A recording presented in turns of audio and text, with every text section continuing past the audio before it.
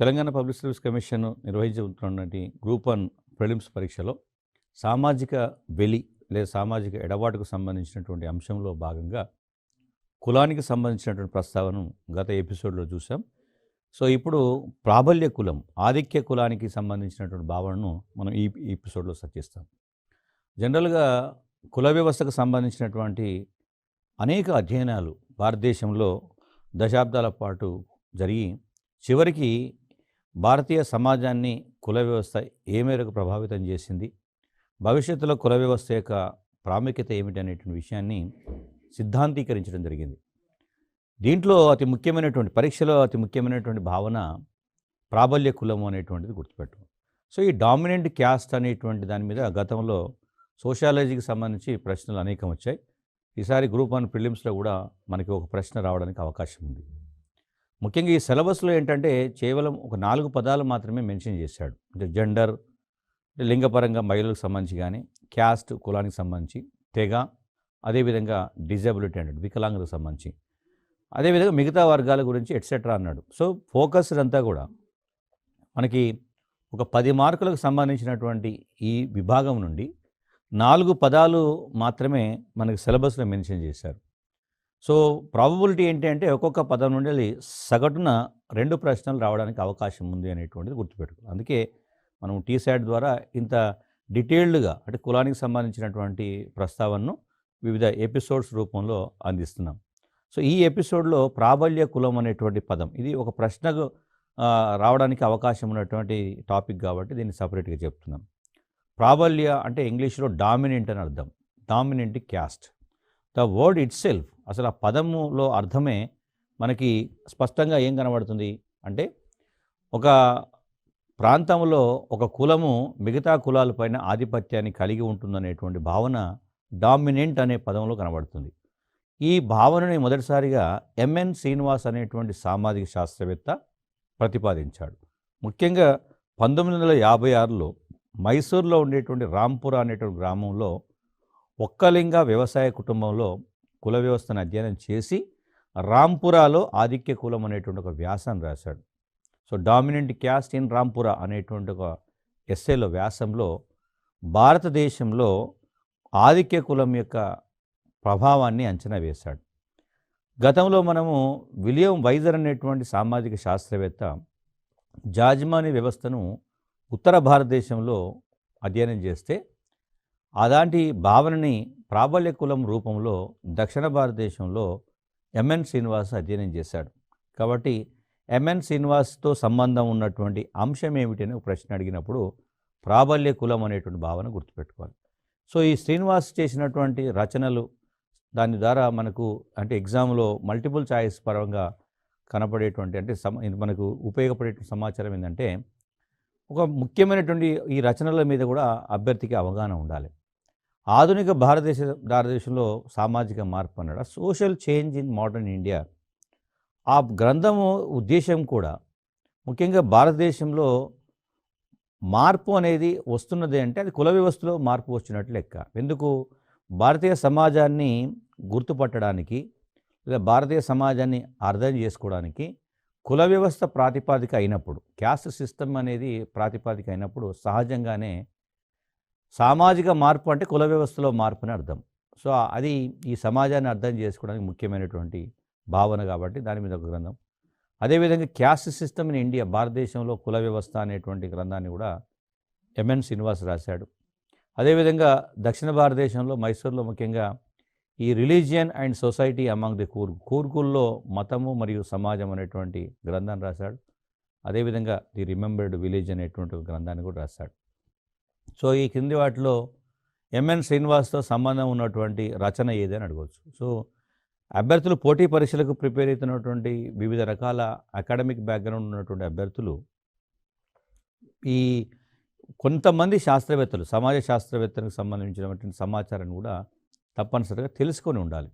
So అన్ని భావనలు ఇంపార్టెంట్గా ఎగ్జామ్లో ఈ భావన ఇంపార్టెంట్ అనుకున్నప్పుడు దానికి సంబంధించినటువంటి ఆ భావనను వెలుగులోకి తీసుకొచ్చినటువంటి సామాజిక శాస్త్రవేత్త ప్లస్ అతని రచనలు కూడా పరీక్షలో మనకు ఇంపార్టెంట్ అనిపిస్తుంది. సో శ్రీనివాస్ అభిప్రాయం ప్రకారం, ఎంఎన్ శ్రీనివాస్ అభిప్రాయం ప్రకారము ఆధిక్య కులానికి ఉండేటువంటి లక్షణాలు ఏమిటి అనేది ఫస్ట్ తెలుసుకోవాలి.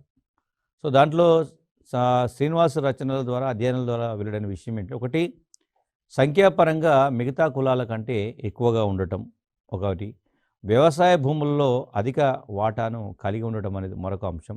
ఇది జనరల్గా మన గ్రామీణ ప్రాంతాల్లో ఈ రెండో పాయింట్ ఏదైతే మనం చెప్తున్నాం అంటే వ్యవసాయ భూములలో అధిక వాటాను కలిగి ఉండటమే యజమాని కులం. మనం విలియం వైజర్ చెప్పినటువంటి జాజిమాని సిస్టంలో ఉన్న భావన ఎంఎన్ శ్రీనివాస్ ఆధిక్య కులంలో కూడా పునరావృతమైంది. లేదా జాజిమాని వ్యవస్థకి ఆధిక్య కులానికి ఉమ్మడిగా ఉన్న అంశం ఏదని అడిగినప్పుడు వ్యవసాయ భూముల్లో అధిక వాటాను యాజమాన్య కులాలు లేదా ఆధిక్య కులాలు కలిగి ఉండటం.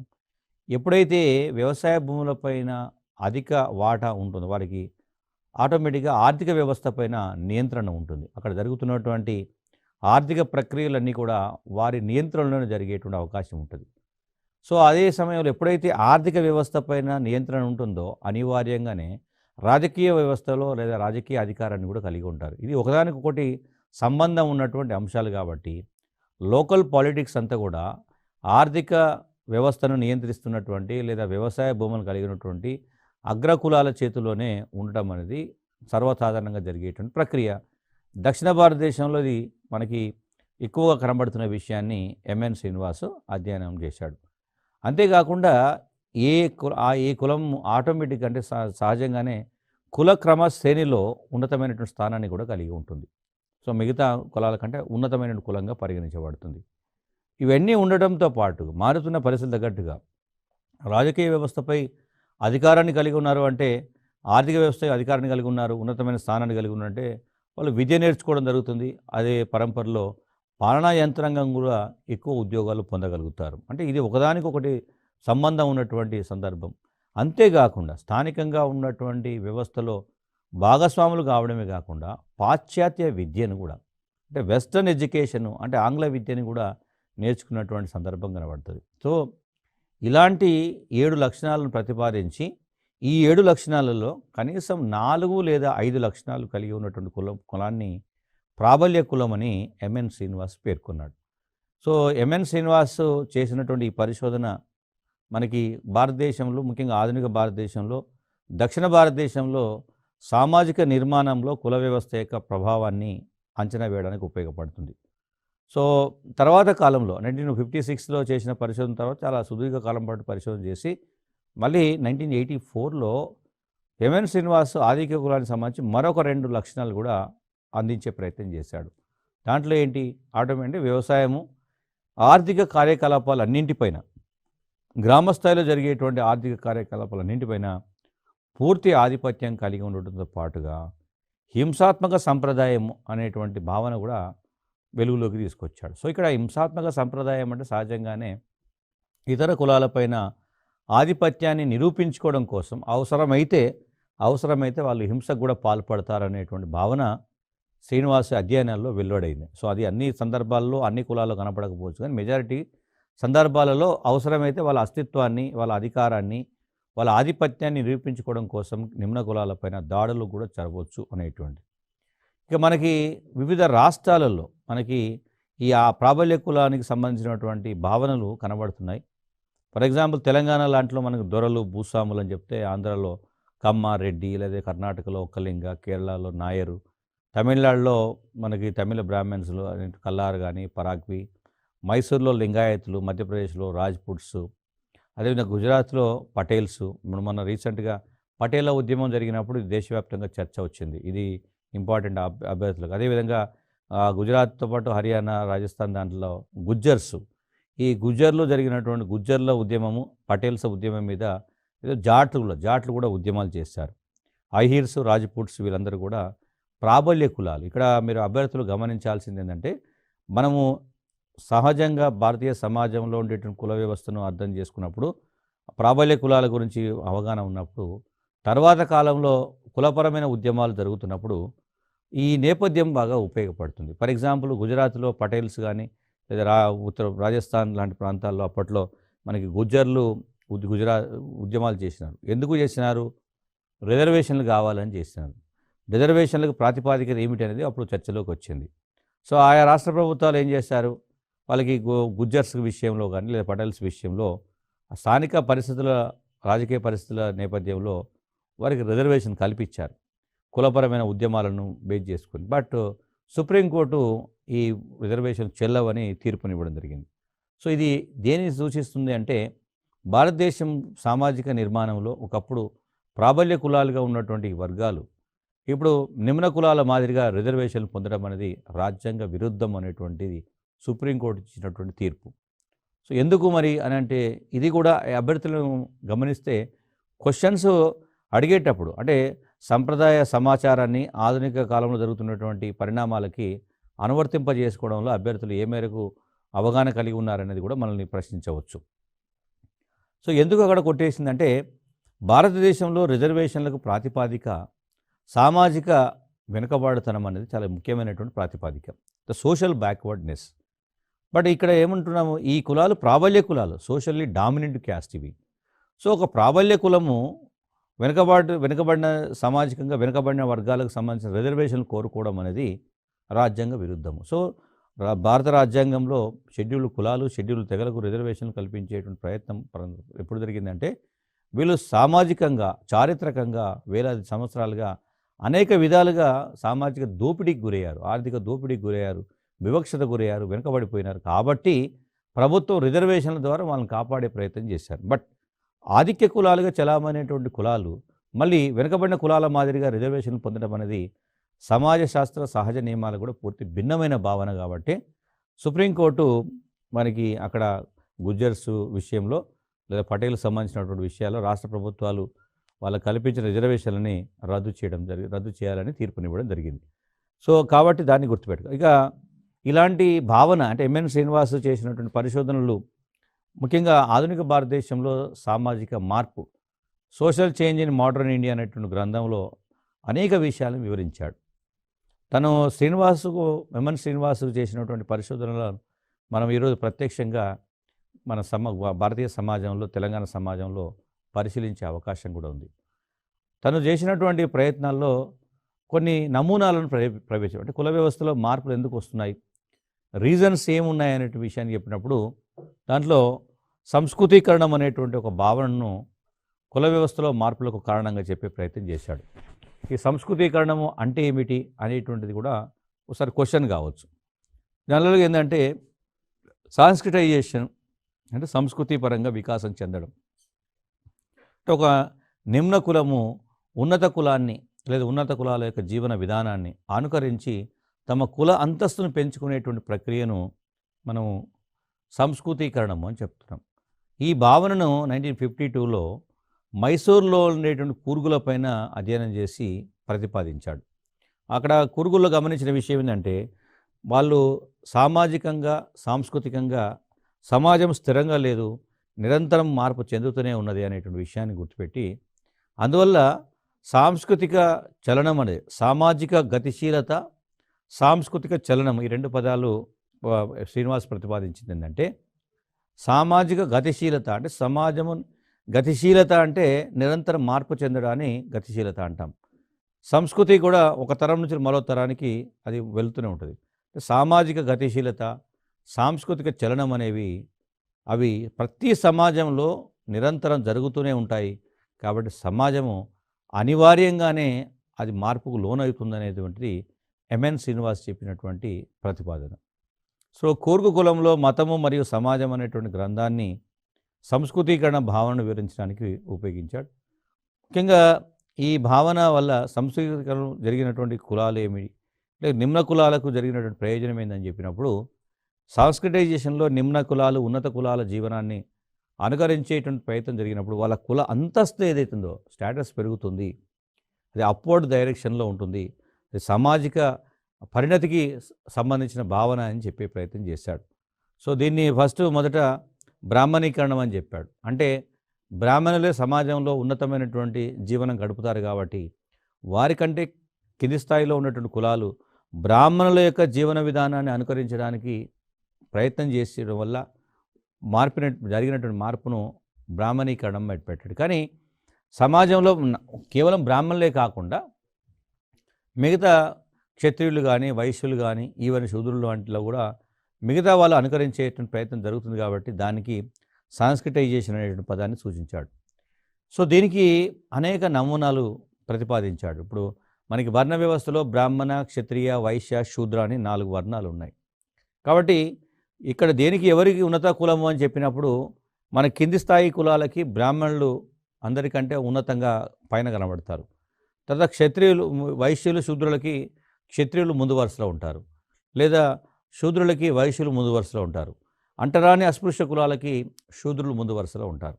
కాబట్టి బ్రాహ్మణ నమూనా, క్షత్రియ నమూనా, వైశ్య నమూనా, శూద్ర నమూనా అనేటువంటి భావనని శ్రీనివాస్ ప్రతిపాదించి ఇందులో కుల క్రమ శ్రేణిలో నిమ్న స్థానంలో ఉన్నటువంటి కులము ఉన్నత స్థానంలో ఉండేటువంటి కులాన్ని అనుకరించి తమ జీవన విధానాన్ని మెరుగుపరుచుకోవడం కోసం చేసేటువంటి ప్రయత్నంగా చెప్పి ఈ మార్పు సమాజంలో నిరంతరం జరుగుతూనే ఉంటున్నది అనేటువంటి విషయాన్ని సిద్ధాంతీకరించాడు.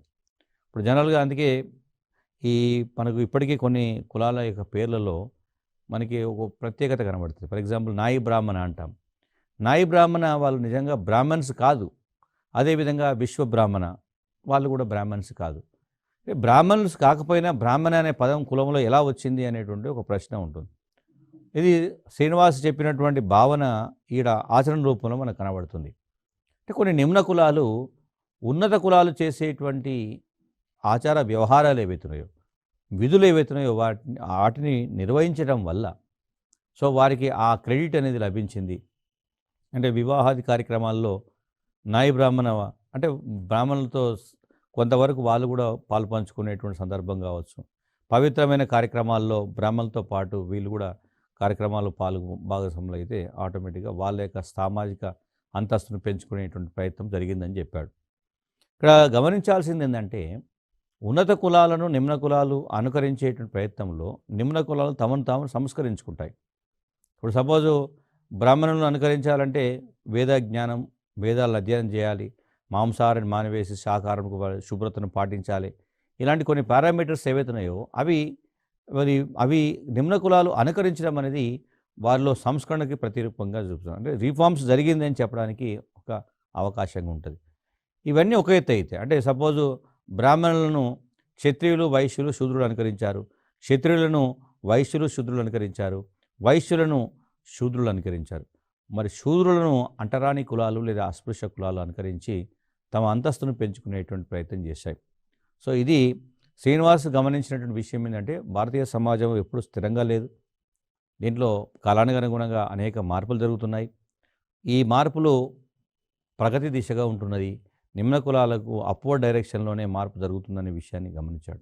అయితే మరికొన్ని సందర్భాల్లో ముఖ్యంగా మజుందార్ అనేటువంటి సామాజిక శాస్త్రవేత్త ఏమన్నాడంటే కొన్ని సందర్భాల్లో ఉన్నత కులాలు కూడా నిమ్న కులాలను అనుకరించేటువంటి అవకాశం ఉంటే, అలాంటి సందర్భం ఉంటే అది కూడా జరగవచ్చు అని చెప్పి దానికి రివర్స్లో డీసాంస్క్రిటైజేషన్, విసంస్కృతీకరణం అనేటువంటి పేరును ప్రతిపాదించాడు.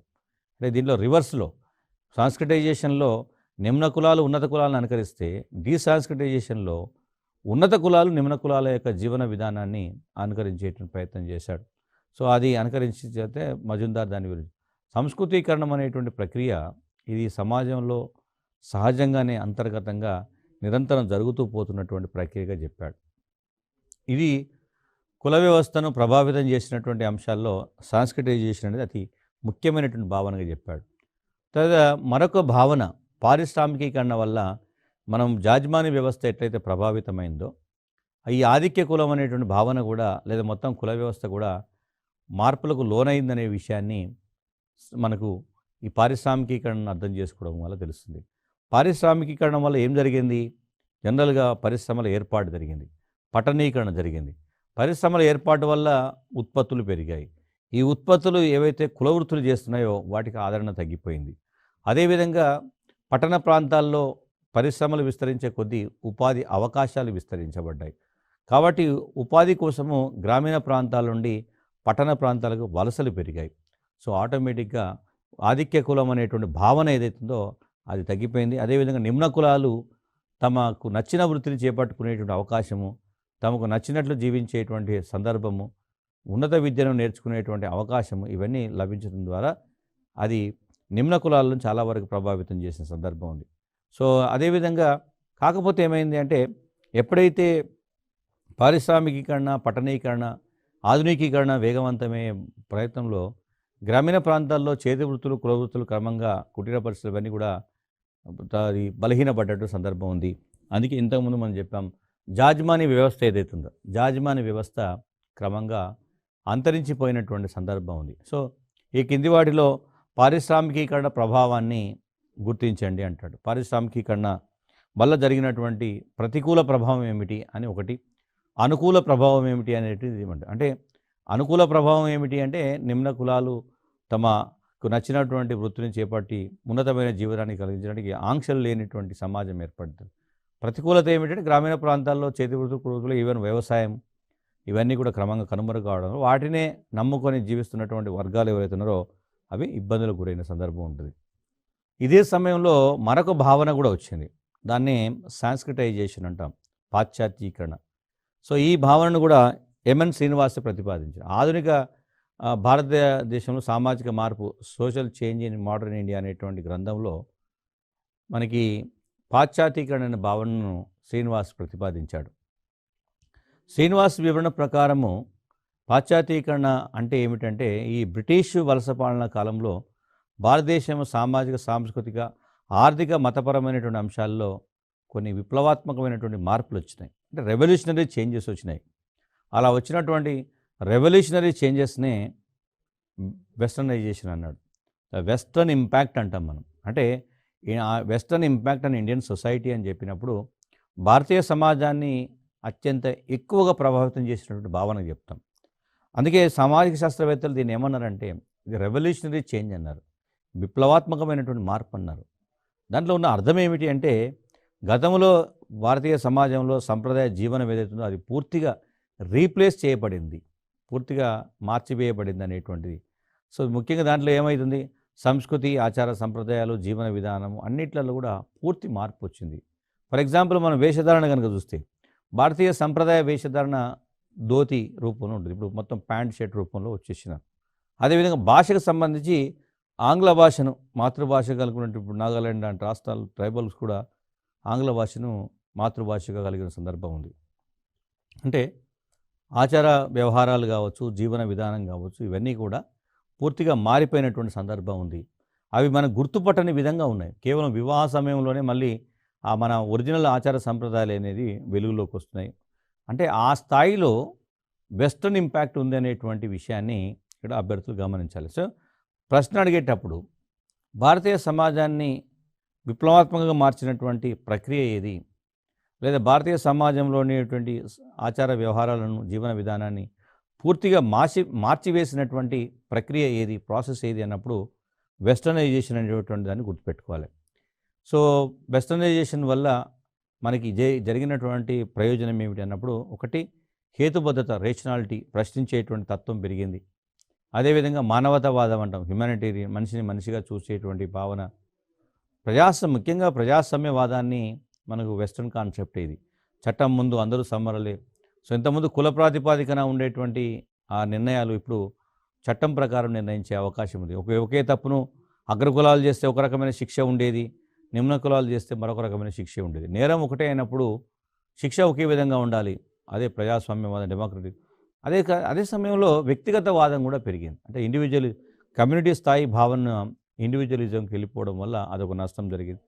సామాజిక, ఆర్థిక, రాజకీయపరమైన అంశాల్లో కూడా ఒక బ్రాడ్ మెంటాలిటీ మాత్రం ఏర్పడింది. అంటే అన్ని సంకుచిత భావనలు, మతపరమైనటువంటి మూఢనమ్మకాలతో ఉన్నటువంటి సమాజంలో శాస్త్రీయంగా, హేతుబద్ధంగా క్వశ్చన్ చేసేటువంటి ఒక నేచర్ స్ప్రెడ్ ఇది. సో కాబట్టి భారతదేశంలో నిమ్న కులాలు, అణగారిన వర్గాలు ఎవరైతే ఉన్నారో వీరు పాశ్చాత్యీకరణ వైపు వెళ్ళారు. అంటే క్రైస్తవ మిషనరీల ప్రభావం వల్ల, వీళ్ళు క్రైస్తవ మతంలోకి మారడం వల్ల, ఆంగ్ల విద్యను నేర్చుకోవడం ద్వారా నిమ్న కులాలు ఎవరైతే ఉన్నారో అవి తమ యొక్క సామాజిక అంతస్తును పెంచుకునేటువంటి ప్రయత్నం చేశారు. అదే సమయంలో ఈ ఆధునిక శాస్త్ర సాంకేతిక విధానాలు వెలుగులోకి రావడం ద్వారా ఆధునికీకరణ ఒక కొత్త భావన వెలుగులోకి వచ్చింది. దాంట్లో మనకి జాతీయ భావజాలము, లేదా గతిశీల వ్యక్తిత్వము, లౌకికవాదం అనేటువంటి భావనలు, ముఖ్యంగా హేతుబద్ధమైనటువంటి ఆలోచనలు, శాస్త్రపరమైనటువంటి దృష్టి, అదేవిధంగా మనకి ప్రమాణాలు, విలువల్లో కూడా కొన్ని మార్పులు సంభవించినాయి. అంటే ఎస్పెషల్లీ ఈ శాస్త్ర సాంకేతిక విజ్ఞానాల వల్ల అనేక పరివర్తనలు వచ్చాయి, ఆ మార్పులు వచ్చాయి. ఆ మార్పులనే మనము ఆధునికీకరణ అంటాం, మోడర్నైజేషన్ అంటాం. సో ముఖ్యంగా ఇది బ్రిటిష్ వలస పాలన ప్రారంభమై ఇప్పటికీ వివిధ స్థాయిల్లో కొనసాగుతున్నటువంటి సందర్భం. అయితే దీంట్లో ఈ మోడర్నైజేషన్ ద్వారా ఏమైందంటే గతంలో ఉన్నటువంటి సామాజిక రుగ్మతలన్నింటినీ కూడా తొలగించే ప్రయత్నం చేశాం. ముఖ్యంగా మతపరంగా చెప్పేటప్పుడు లౌకికీకరణ అంటాం, సెక్యులరిజం అనేటువంటిది మనకి ఆధునికీకరణ వల్ల వచ్చింది. స్వేచ్ఛ, స్వాతంత్రము ఇవన్నీ కూడా ఫ్రెంచ్ విప్లవ నినాదాలన్నీ కూడా భారతదేశంలో ఆధునికీకరణ రూపంలో వెలుగులోకి వచ్చిన సందర్భం ఉండేది. కాబట్టి సామాజిక అంతేకాకుండా ఈ ఆధునికీకరణ, పాశ్చాత్యీకరణ అనేది బ్రిటిషు వలస ప్రభుత్వం అందించినటువంటి నినాదాలు. ముఖ్యంగా అనేక చట్టాలు కూడా చేసుకొచ్చారు. అనేక సామాజిక దురాచారాలు నిర్మూలిస్తూ అనేక చట్టాలు బ్రిటిష్ వలస పాలనకు రావడం ద్వారా భారతీయ సమాజంలో అనేక మార్పులు జరిగినటువంటి విషయాన్ని గుర్తుపెట్టుకోవాలి. సో దానికి అందుకే ఎంఎన్ శ్రీనివాస్ అనేటువంటి సామాజిక ఇంతకుముందు మనం ఆధిక్య కులానికి సంబంధించి సంస్కృతీకరణకు సంబంధించినటువంటి భావన చెప్పినటువంటి ఎంఎన్ శ్రీనివాసు ఈ ముఖ్యంగా ఈ ఆధునికీకరణ వల్ల జరిగినటువంటి మార్పును కూడా చెప్పాడు. సో కాబట్టి ఆధునికీకరణ అనేది భారతీయ సమాజాన్ని చాలా వరకు ప్రభావితం చేశాడు. చేసిన సందర్భాలను కూడా వివరించాడు. ఇక ఇస్లామికీకరణ అనేది కొత్త ప్రక్రియ. ముఖ్యంగా ఈ పాశ్చాత్యీకరణ అనేది వెస్ట్రన్ కంట్రీస్, పశ్చిమ దేశాలు, బ్రిటిష్ ప్రభుత్వము, క్రైస్తవ మిషనరీల ప్రభావం వల్ల వచ్చినటువంటి ప్రక్రియ. అయితే మధ్యయుగంలో ఇస్లాం భారతదేశంలోకి వచ్చినప్పుడు ముఖ్యంగా హిందూ సమాజాన్ని ఇస్లాం ప్రభుత్వము అంటే ఇస్లాం ప్రభుత్వాలు చాలా కాలం పాటు ఈ దేశాన్ని పరిపాలించారు. కాబట్టి వాళ్ళ ప్రభావం వల్ల భారతీయ సమాజంలో అనేక మార్పులు వచ్చినాయి. మధ్యయుగంలో ముఖ్యంగా ఇస్లాం మతానికి సంబంధించినటువంటి ఆచార వ్యవహారాలు లేదా ఇస్లాం మతానికి సంబంధించినటువంటి జీవన విధానం ఏదైతుందో అది చాలా వరకు ఇండియన్ సొసైటీని బాగా చేంజ్ చేసింది. ముఖ్యంగా దీంట్లో భాగంగా కింది కులాలు ఏం చేశారంటే తమ యొక్క సామాజిక అంతస్తును పెంచుకోవడం కోసం ఇస్లాం మతంలోకి మారిన సందర్భం కూడా కనబడింది. అదేవిధంగా ఈ ఇస్లామికీకరణ, సాంస్కృతిక రెండు కూడా సంప్రదాయ సమాజంలో అనేక మార్పులను తీసుకురావడానికి దోహదపడ్డాయి. కింది కులాలు ఉన్నత జీవితం గడపడానికి ఇస్లాం మతంలో ఉండేటువంటి మంచి లక్షణాలను పరిగణలోకి తీసుకొని కొందరు ఇస్లాం మతంలోకి మారిన సందర్భం. అదేవిధంగా ఇస్లాం జీవన విధానంలోని అంశాలను ఇతర మతస్థులు కూడా అనుకరించే ప్రయత్నం చేశారు. ఆహారపు అలవాట్లు కావచ్చు, వేషధారణ కావచ్చు, ఇవన్నీ కూడా అదేవిధంగా భాషకు సంబంధించి కావచ్చు, ఇవన్నీ సాంస్కృతిక అంశాలు ఏవైతున్నాయో ఇండో ఇస్లామిక్ కల్చర్ అంటాం మనం. ఇండో ఇస్లామిక్ కల్చర్ అనేది ఇస్లామికీకరణకు సంబంధించినటువంటి విషయంగా. అంటే దాంట్లో ఇప్పుడు సపోజ్ మనము తెలంగాణ ప్రాంతంలో పీర్ల పండుగ అని చేసుకుంటారు. ఈ పీర్ల పండుగలో ముస్లింలు, హిందువులు ఇద్దరు కలిసి ఆ కల్చర్ను జరుపుకుంటారు. అంటే దాన్ని ఇస్లామికీకరణలో ఒక ప్రాథమికమైనటువంటి అవగాహనగా చెప్తాం. అదేవిధంగా ఒక కొత్త వర్గం దూదేకులు అనే కొత్త వర్గం ఉంది తెలంగాణలో. వాళ్ళు నిజంగా ముస్లిమ్స్ కాదు, హిందువులే, కానీ ఇస్లాం మతంలో ఉండేటువంటి జీవన విధానాన్ని అనుకరించేటువంటి ప్రయత్నం చేశారు. కాబట్టి ఈ ఇస్లామికీకరణకు ఉదాహరణ ఏమిటి అని అడుగుతారు. అట్లా కూడా గుర్తుపెట్టుకోవాలి. సో కుల వ్యవస్థకు సంబంధించి అనేక మంది శాస్త్రవేత్తలు చేశారు. ఆధిక్య కులానికి సంబంధించి చేసిన తర్వాత మరికొంతమంది శాస్త్రవేత్తలు కుల వ్యవస్థకు సంబంధించినటువంటి వివరణ కూడా ఇచ్చే ప్రయత్నం చేశారు. దాంట్లో హట్టన్ అనేటువంటి సామాజిక శాస్త్రవేత్త కుల వ్యవస్థను వివిధ రూపాల్లో అధ్యయనం చేశాడు.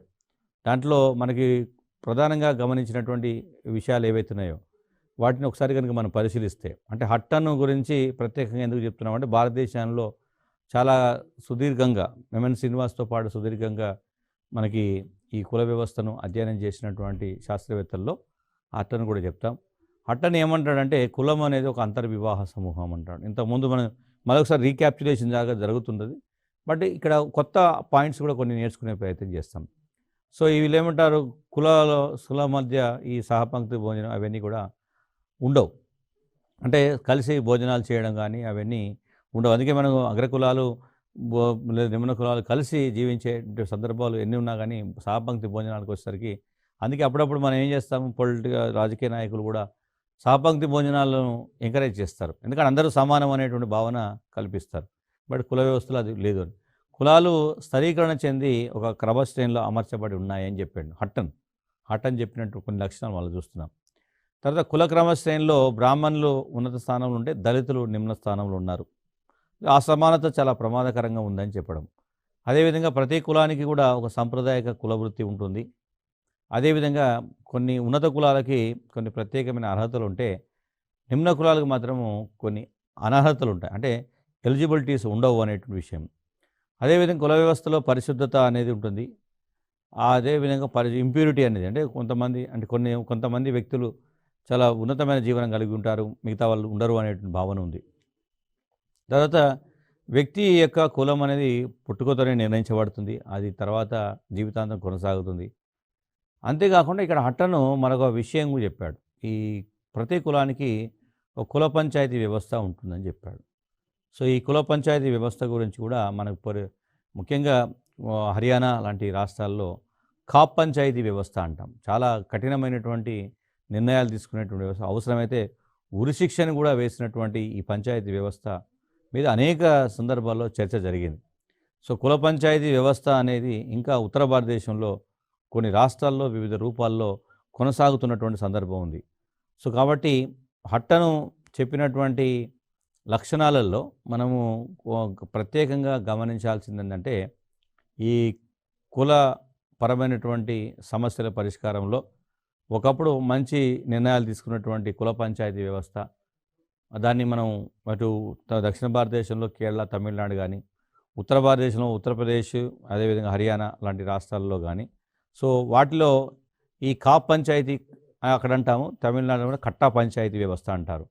సో వీళ్ళు సమాంతర ప్రభుత్వాన్ని నడిపి కులపరమైనటువంటి ఆంక్షలు కనుక ఎవరైనా ఉల్లంఘిస్తాయి. అందుకే కులాంతర వివాహాలు ఇట్లాంటి సందర్భాలు జరిగినప్పుడు చాలా అత్యంత కఠినమైనటువంటి నిర్ణయాలు తీసుకునేటువంటి ప్రమాదం కనబడుతుంది. సో కాబట్టి అభ్యర్థులు ఇట్లా ఒక్కొక్క అంశాన్ని దృష్టిలో పెట్టుకొని కులానికి సంబంధించి ఈ కుల పంచాయతీ వ్యవస్థ గురించి కూడా ప్రశ్నలు రావడానికి అవకాశం ఉంది. కాబట్టి ఆ విధంగా ప్రిపేర్ కావాలని కోరుకుంటున్నాం. మిగతాది మనము నెక్స్ట్ ఎపిసోడ్లో చర్చిస్తాం. Thank you.